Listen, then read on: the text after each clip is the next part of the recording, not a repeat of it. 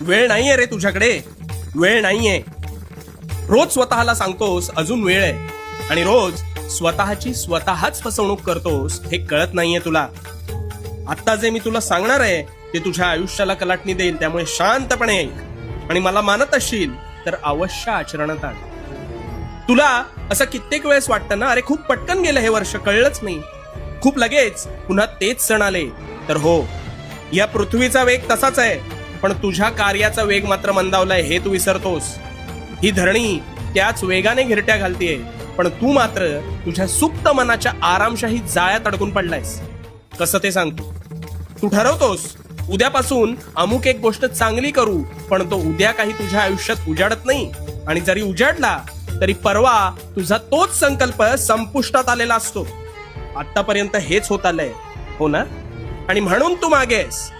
अरे वेळेचा वेग तोच आहे